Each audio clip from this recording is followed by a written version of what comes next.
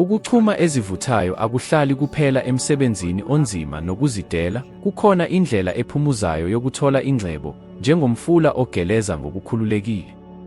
Lokhu kungase kubonakale kungavamile, ngoba sifundiswe ukuthi impumelelo ifuna umzamo omkhulu, ukubandezeleka nokulingwa.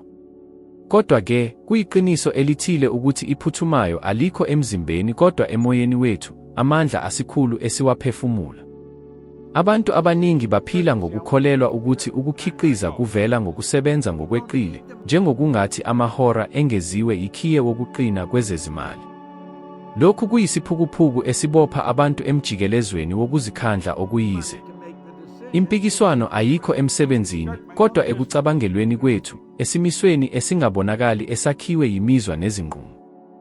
Uma ingqondo yakho igxile ekungabikho, wonke umzamo uba yize, njengokuqhudelana nomoya. Ngingumuntu onenhlanhla yokubonisa le ndaba ngokuphila kwami. Nganginamahloni amakhulu, ngithola amadola ayi-4,000 ngonyaka, nginamahloni ayi-6,000. Ngangingasebenza ngokweqile, kodwa kwakungeyona inzuzo. Ingqondo yami yayigxile ekwesabeni ekungabikho, futhi izulu lalibonisa lokho. Ngachofoza lapho ngibona isidingo sokuhlanza ingqondo yami, hayi izenzo zami. Ngaqala ukubhala emgqeni wami, ngiyajabula futhi ngiyabonga ngokuthola amadola ayi-25,000 ngonyaka. Kwakungathi uyamanga, kodwa ukubuyekeza kwakha izimpande ekucabangeni kwami. Uma ingqondo yamukela okuthile, ifuna izindlela zokukwenza iqiniso. Uke wazibuza ukuthi kungani, naphezu kokwazi okumelwe ukwenze, ukonga, utshalomali, ukuguqula imikhuba, uphinda amaphutha afanayo. Akuyona into yokungabi namandla, kodwa uhlelo olukhulile olusuka ebuntwaneni, imali ingcolile, abahleli bayizigwegwe, kufanele uhlupheke. Le miqondo, ngisho noma ingabonakali, iyimiyalo ethuleka umfula wengcebo, ikuvumela ukuba uqale izinto ngentshiseko, bese uyeka. Akuyona into yokungabi nazo izifiso, uhlelo lwakho olusebenza. Ukusebenzisa izinto ezikhuluma ngokukhiqiza kwaba nomthelela omkhulu kimi. Ngangizilalele emoto, eplane, ekhaya. Lokhu kwakujabulisa njengamanzi aqinisa idwala, kwakha ingqondo yami. Ukwenza amadola ayi-100,000 ngonyaka, noma ukuthola imiliyoni yokuqala, kwaba into engokoqobo. Uma into iba yinto evamile, izulu liphendula. Ngabona amathuba lapho ngibona khona izithiyo, ngenza izinqumo ngokuqinile, ngihuqa abantu nezimo ezifanele. Umzamo wedwa awanele uma ingqondo yakho ingalungile. Ulwazi oluhlukile olukhulu alunawo umsebenzi. Ungafunda iminyaka eminingi, uqoqe izitifiketi, kodwa uma ukholelwa ukuthi ingcebo ayitholakali, lokho kuyoba yiqiniso lakho. Yingakho abantu abaningi abanemikhakha bahlala behluphekile.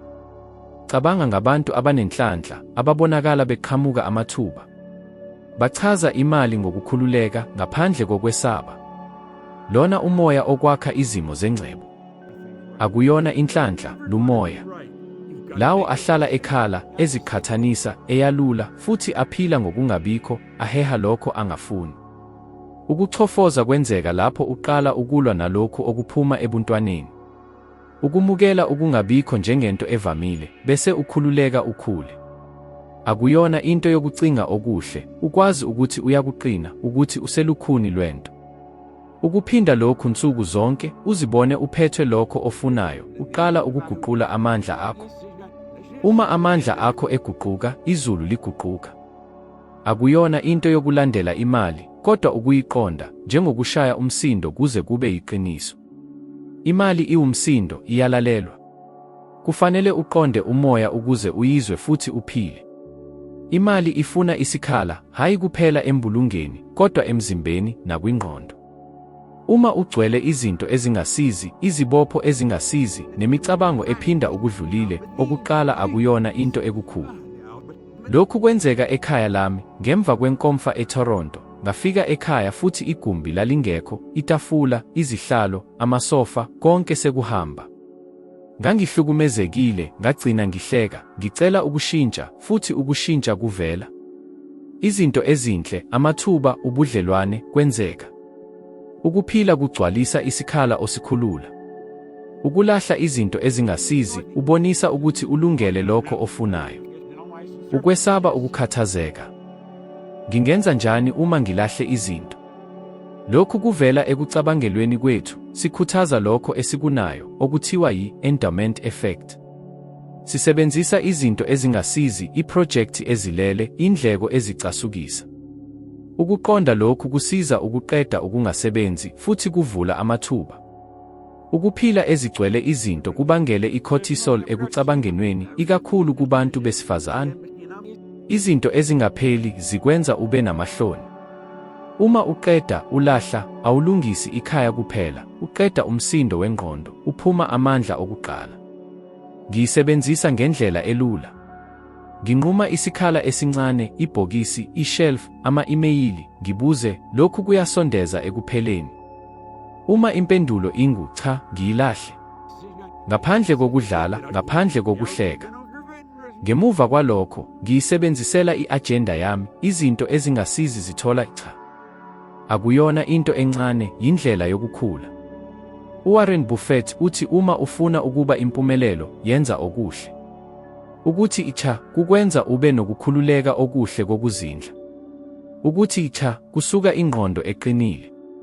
Uma ufuna ukuba imali igeleze ngaphandle kokuphikisa, ngiyaphakamisa inselele yosuku olu-7.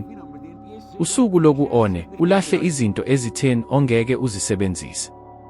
Usuku loku-2, qeda umsebenzi omncane olukhathazayo. Usuku loku-3, uthi icha ekumeni olungafani nesikhathi sakho. Usuku loku-4, yenza isikhala sokuchuma, itafula elihlanzekile, incwadi, ipeni. Usuku loku-5, sheka ukubhalisa, izicelo, nezinye izinto, ukhanyisele izinto ezingasizi. Usuku loku-6, sebenzisa amahora 2 ukucabanga ngezindlela zokuthola imali, ungaphenduli imiyalezo. Usuku loku-7, bhala umusho wokulungisa futhi ukhulume ngentshiseko ekuseni nasebusuku.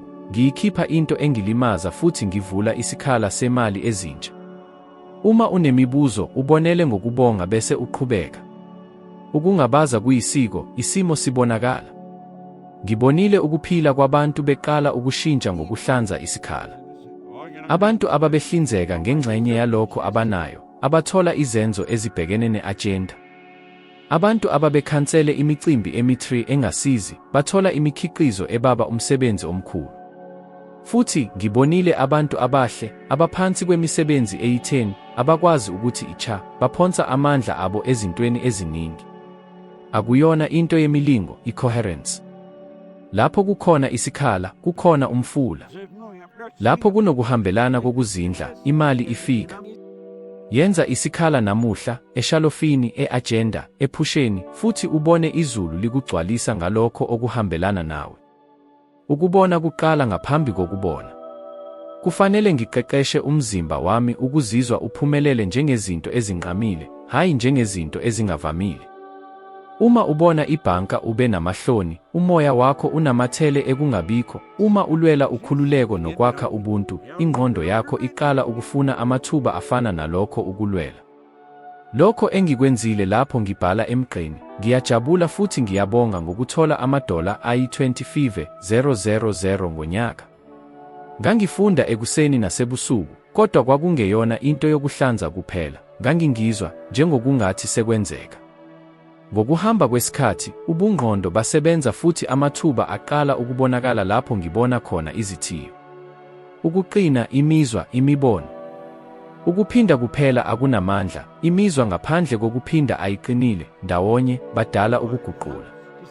Ngangigcina izwi lami ngezinto zokukhuluma futhi ngizilalele ebusuku, ngomculo omuhle, ngoba ngesikhathi sokulala, ukugxila kuyahlala phansi futhi imbali ingena ngokujulile.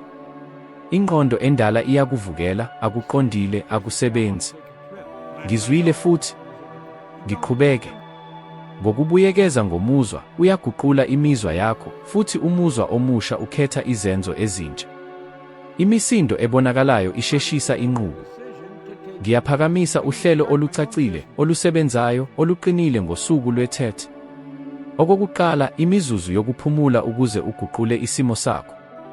Okwesibili, imizuzu engu-11 yokubona imovi. Bona isimo sakho sokuchuma, ukuthula ukhokhela amabhili, ukudala emsebenzini, izingxoxo lapho uthi cha ezintweni ezingasizi. Okwesithathu, imizuzu eyi-3 yokubhala, umusho wokulungisa, uphila, ngenani, ngiyajabula futhi ngiyabonga ngokuthola amadola ayi-100,000 ngonyaka. Bhala. Ukhulume phezulu, futhi ubhale umsindo onemizuzu eyi-2. Yenza lokhu emizweni yokushintsha, imoto, umuqa, ukuhamba. Ekupheleni kosuku, umzuzu wokuhlola, amehlo avuliwe, ukubonga ngalokho okuqhubekile namuhla, uxhumano, umqondo, ukukhula, ingqondo ifunda ngezenzo. Uma uqale usuku lwakho, ukulandelela kubaluleke kakhulu kune-intensity. Kunemibuzo evamile. Ngingenza njani uma ngiqonda? Akuyona into yokuphika iqiniso, kodwa ukuguqula isimo esihluza amaqiniso. Imizwa iyakha izinqumo zezezimali. Isayensi ibonisa ukuthi ukubonga, ngokwesibonelo, kwandise isineke futhi kunciphisa ukukhetha izinto ezincane ngokuqondile. Lokhu kuguqula izinqumo zokonga, ukutshala imali. Akuyona into yemilingo, lokhu kuyindlela yokuqina kwezimali. Enye into, ngingabona kuphela futhi ngilinde. Cha. Ukubona kulungisa izinto, amaphani olufanayo lwenza imbali ikhule. Uma ngenza ama-trigger, uma ngivula ibhanka, ngiyatshala imali kuqala bese ngichitha, ngiyeka isimo futhi ngilikhiphe emandleni, le phani iyayanda kakhulu inani lokusebenza. Futhi kungani kubaluleke kakhulu imizwa emihle? Ngoba izimo ezinjengentshisekelo nokuthula zanda ingqondo, zenza ubone amathuba angabonakali. Abantu abanda ingqondo yabo bathola amathuba amaningi okwenza ingcebo. Ngingene okuthile okungithinta. Lapho ngigxile emahloni, umqeqeshi wami wabuza, uthini uma usebenzisa amandla afanayo ngokukhathazeka ukudlala ngeminani emikhulu? Ngathatha ikhalikheyitha futhi ngaqala ukudlala, yini esho ukwenza amadola ayi-10,000 ngenyanga? Yini ekwenza amadola ayi-100,000 ngonyaka? Uma ngithola imillion ku-5 years, yini ngiyenza nsuku zonke? Ngikwenzile isikhathi eside, hayi ukuphoqa, kodwa ukuqala. Lezo zibalo ezazingikhathaza zalahlekelwa amandla. Ngokuzuma, angicela amathuba amancane, ngenza amaphrojekthi ahambisana nomqondo omusha. Ukuthanda kwaba yinto yokuhlanya nokujabula, kwakungathi sengikutholile ideal yangaphakathi kwami, ngiyiguqule, izulu laqala ukuguqula. Uma uyakhala, yenza into encane, ukuphumula okungu-10, bese uchaza ngamagama okulula ukubona ukhululekile ekupheleni konyaka, ungachazi isithombe, ucacisa imizwa. Ukuthula, ukhululeko, ukuziqhenya. Phinda igama ezizweni ezi-3. Sebenzisa lokho okufunayo njengezinto zokuqala zosuku lwakho. Lokhu akuyi ukukhipha amabhili, lokhu kuguqula umuntu okhokhela amabhili. Futhi leyo nto ithola izinqumo ezintsha, ibhala ngokuqinile, ibeka phambili, ithi icha ngokuqinile, ibone ukuxhumana okuhle phakathi kwe-agenda egcwele. Ukuhlanganisa konke ngesenzo esincane nesinamandla, ngiyeka inselele yosuku olu-7 ngaphakathi kwe-tilt, ekuseni, ngaphambi kokuthinta ifoni, funda umsindo wakho ngenani elifanele, ukhulume njengokungathi usephatha izinto. Futhi wenza into encane eyodwa yemali ngosuku. Uma ngithola imali namuhla, ngiyayigcina i-10. Uma ngiya emakethe, ngilandela uhlu. Uma kufika ukumeni olungafani nomgomo wami, ngithi icha ngenhlonipho. Le nhlanganisela yokuqonda ukunquma ukwenza, iphindaphinda, ibe yiyona, futhi i-identity entsha ikhula ngamandla angaphezulu kunokucindezela izulu. Isifiso siyindlela yokuhlela. Uma sicacile, sibambe futhi sithanda, sibiza abantu, imibono nezinsiza ongeke uzithole. Ngikwenzile ekuqaleni kwawo one-1970, lapho kubonakala sengathi ngiyedwa, ngaphandle kwabalingani, nginombono ohlukile abantu abaningi ababebiza ngobudenge. Ngibambe lokhu ngokuzinikela kwansuku zonke, hayi njengomuntu ophila amaphupho, kodwa njengomuntu osekhona endleleni. Ngokuhamba kwesikhathi izinto zaqala ukufika, okokuqala ingqondo ehlakaniphile, bese kuba umsebenzi onamandla, bese kuba umuntu onezwi elicacile. Imilayezo yasakazeka, okuye okungenakwenzeka kwaqala ukuvela. Akuyona inhlanhla, kwakuyisifiso esinamandla esisebenza njengamandla, silinganisa izimo ngomoya enginginawo. Abantu abaningi badida isifiso nesizungu. Ukuzisola kuyizinto, isifiso siyindlela. Ukuzisola kufuna ukukhuthaza, isifiso lisebenza ngokuqhubekayo. Ngangigcina umbuzo uphila, yini efanelekile embonweni wami namuhla? Futhi ngiphendula ngezenzo ezincane, kodwa ziqinile. Ucingo ngosuku, ukumenywa okuthunyelwe, ukuphakamisa okuhle, ukuphindaphinda ngomuzwa. Ngenze ingxenye yami ebonakalayo, ingxenye engaqondakali yenzeka, izimbobo engingazange ngazi zivela, abantu engingakaze ngicabange ngabo babekhona endaweni efanele, ngesikhathi esifanele. Yindlela isifiso esiqinile esisebenza ngayo, asiceli imvume ekucabangelweni okuhlukanisiwe, sihlela izinto zakho ngaphakathi nangaphandle. Kukhona isici sesibili esiqinile esihlale siba khona, izindlela eziningi zokuphuma. Abachuma bahlale benamaphethini amaningi, bavumela okuningi, ngokuvumelana namathalenta nawo. Uma lo mqondo uqala, ingqondo yami iphuma ngiyayikhokhela kanjani ibilki futhi ibe ngiyenza kanjani imali ihlale isebenza ngilahle. Lokhu kuguqula izinqumo zansuku zonke, uyeka ukushintsha amahora ngezinto ezincane futhi uqale ukwakha izinto, imikhiqizo, amalayisensi, ubudlelwane. Akuyona into yokuqhudelana, ukuhlanganisa imifula ehlukile lapho amanzi afika khona. Kulabo abasemsebenzini, abanawo abantwana, noma abafunda futhi bacabanga ukuthi angingenayo isikhathi, ngiyaphakamisa imephu eyizindlela ezintathu ezihambelana nempilo. Indlela yokuqala, imali yokuguqula, okuthile okuqala ukushintsha ulwazi olukhulu lubiza imali, imfundo, imiyalo, izifundo.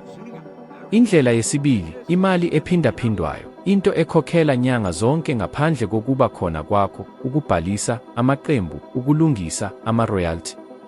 Indlela yesithathu, imali yokukhuphuka, okuthile okuthuthuka ngokuhamba kwesikhathi, incwadi, isabelo esincane, i-asset digital.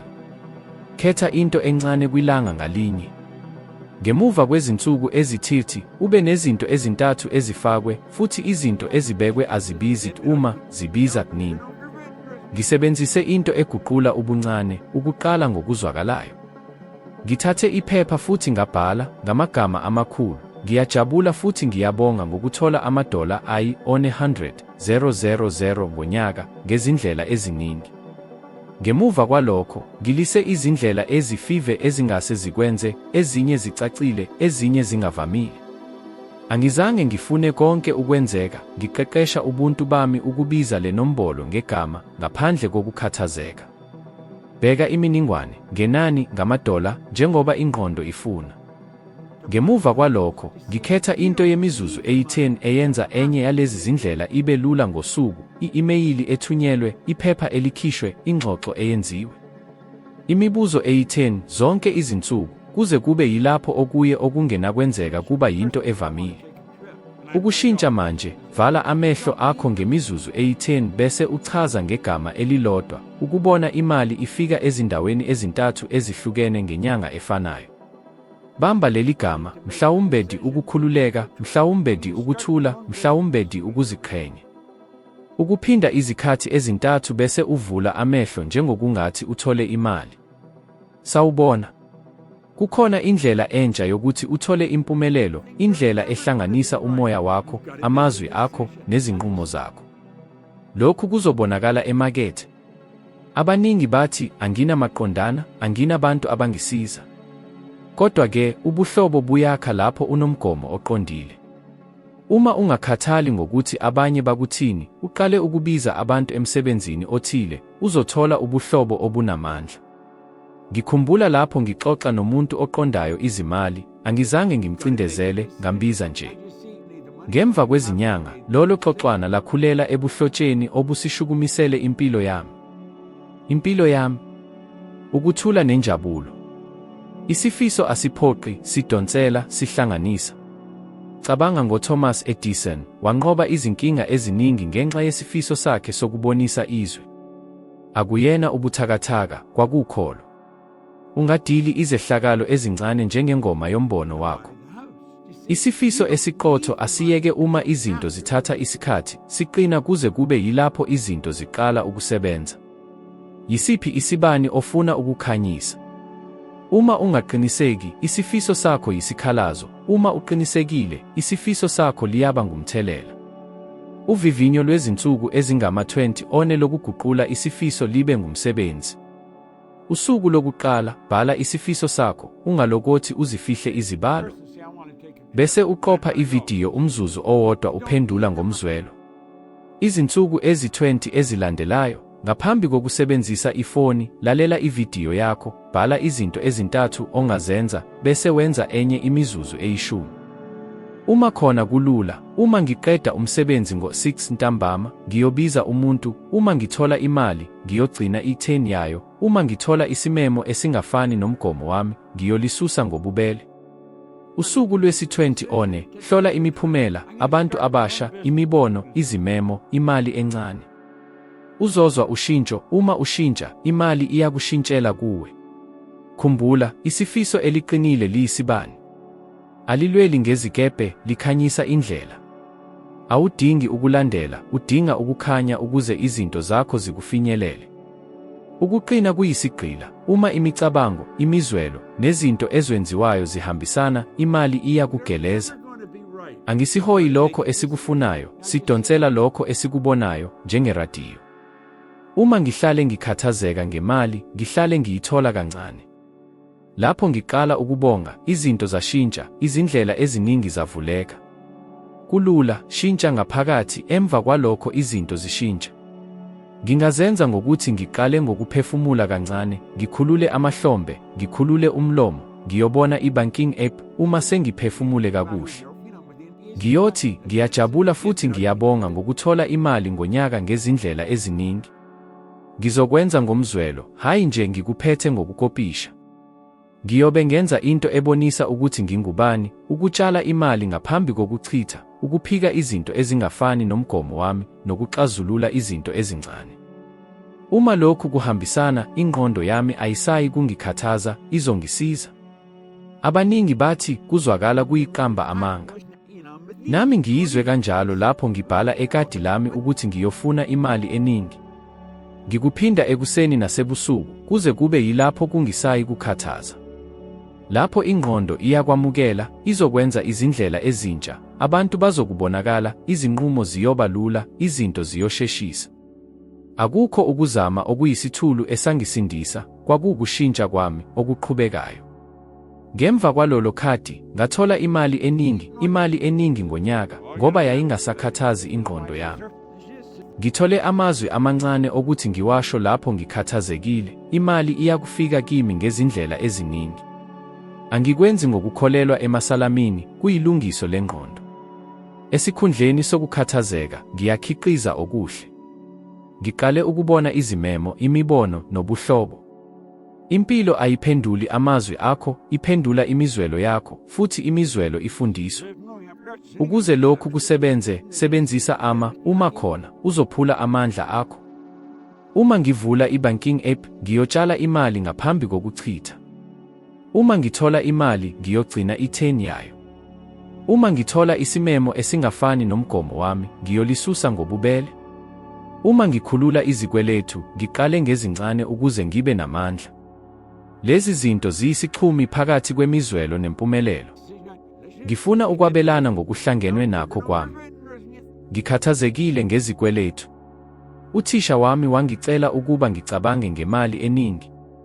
Ngithathe i-calculator, ngacabanga ngemali. Kwenzekani uma ngithola imali eningi ngosuku?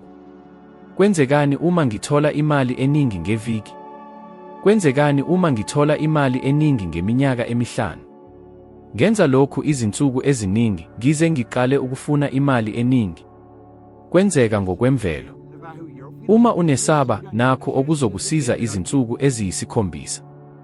Usuku lokuqala, bhala amazwi akho, uqophe ividiyo. Usuku lwesibili, ngaphambi komsebenzi, phefumula kancane, funda amazwi akho, wenze into e-10 imizuzu. Usuku lwesithathu, sebenzisa uma khona. Usuku lwesine, xazulula into ekukhathazayo. Usuku lwesihlanu, xoxa nomuntu obalekela ukuxoxa naye. Usuku lwesihlanu, yenza imali enye. Usuku lwesiyisikhombisa, hlola imiphumela. Udinga ukubona izinto, uzozibona ngokwakho. Anginalutho ngayo yonke le sayensi, ngiyisebenzisa nje. Imizwelo ishintsha izinqumo, izinqumo zishintsha imali. Imizwelo enjengentokozo iyanda, ukukhathazeka kuncipha. Uma ubonga, uyabona izindlela eziningi. Awusayi kulandela, udonsela. Ukuqina kuyinto ebaluleke kakhulu, imicabango, imizwelo, nezinto ezwenziwayo zihambisana. Phefumula, qiniseka, yenza into eyodwa. Bheka ividiyo elandelayo. Ngiyabonga. Sibonane.